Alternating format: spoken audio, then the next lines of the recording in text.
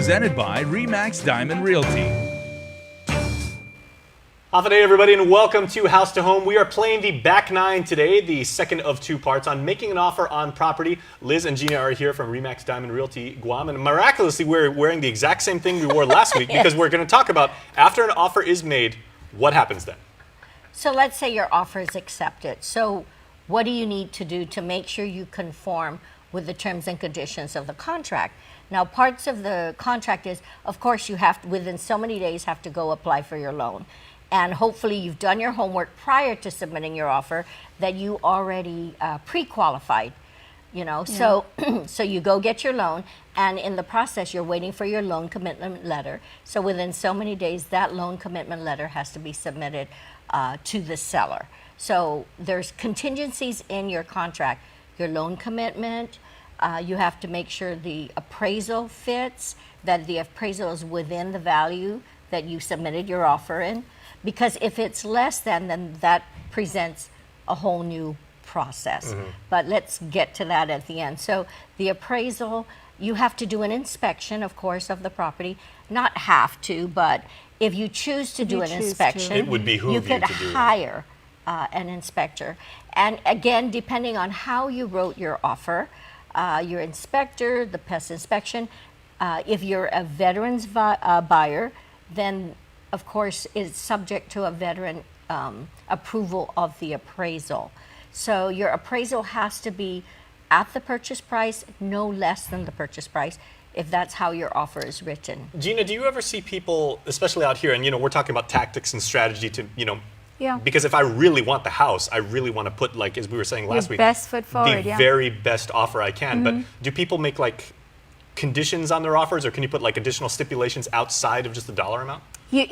we do encourage that, and the reason is if you just wrote up an offer without, as Liz mentioned, contingencies, then if something goes wrong during that process, we don't have a means of getting you out of that contract.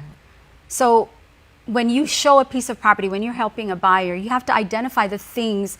It is our professional responsibility to point out the items that we think they need to be concerned with.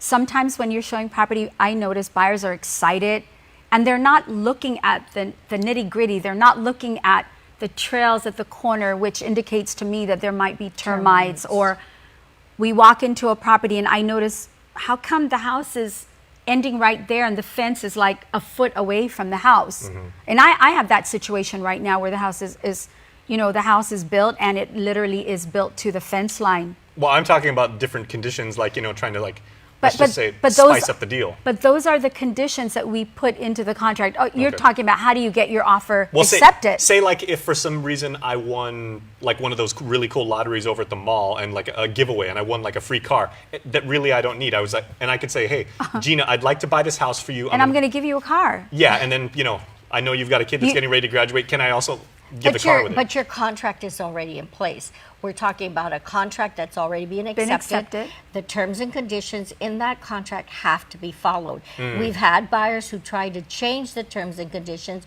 and it cannot be changed unless there's an addendum prepared and both parties agree. If an addendum to make a change in the contract has been prepared, but only one party signs, there's no way you can execute that addendum unless both parties are in agreement. That's why I was asking, because then it gets into some weird legal stuff. But you know what? That's a good question, especially right now because the market is competitive for buyers. So could you do something on the front end before the offer gets accepted to get your offer noticed? Right. And I believe you can. I mean, I had a buyer who attached a letter to her offer along with photos, and that really did help the seller. I had one show up at the seller's office. We don't encourage this. But, when push comes to shove and he was very, very motivated to get the home. He showed up at the seller's office with a bottle of wine. And all he really wanted was, let me deliver this bottle. And will you please look at my offer? Absolutely. Yeah. So, or like when I said the example I gave is, I've got a car that I'm not using. I'd like to give it. In that case, you literally are wheeling and dealing. Yes, but you got to do all of this. But here's another thing. Do it on the front end, though. Right. But here's another thing to keep in mind. Sometimes sellers don't want contact with the buyer because they feel that they need that middle ground to to hold their stance in terms of the terms and conditions that they want to uphold They in don't the want to be purchase. corrupted or They don't. the it's person not may be just- very influenced Yeah, or they influential. they want to keep a distance, and sometimes, of course, there are two agents, and then the agents usually work out the details. Now there are times where we bring both buyer and seller together, and both agents are there, but we document everything. Verbal does not carry. Your agent has to sit with you and really, you both should come up with a strategy that works for both Yes. of you. Yes. But I do personally agree that sometimes in a very competitive market, you do have to do something to make your offer stand out. And as Liz is pointing out, that's something you need to make sure that whatever it is not going to turn off the The seller. seller, Okay, next exactly. question. What if, do I have to disclose if I'm a savvy business person and I make an offer to Gina for Gina's property, but I immediately know in my mind that I'm immediately going to flip this and I'm going to rent this out to Liz? Do I have to disclose that to you and say this is what my intent to use it is You- for? Or You only disclose that if you're an agent. So, for You're example, a if realtor I'm buying buying. Gina's property and I'm a realtor, I could say, agent is purchasing the property and may use it for personal gain or resell it for a profit. We have different rules and guidelines that involve realtors. Our job is disclosure, disclosure, disclosure, Right. because we're the ones who have the knowledge and the upper hand. So when we're dealing with lay people, it has to be disclosed. You can't just buy it and not say. Now, if Okay. you wanted to buy it and resell it, that doesn't have to be disclosed. You're buying it for whatever purpose. Sometimes people want to distinguish. I'm buying it because I want to occupy. It does affect the loan process.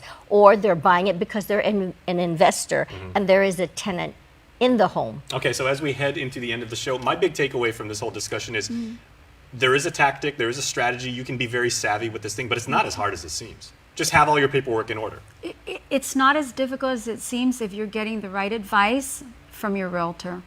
Well, I'm lucky I have two avenging angels here that are always buzzing on either shoulder, giving me the best information I can. So thank you, ladies. That's right. Thank you. All right, and we will see you guys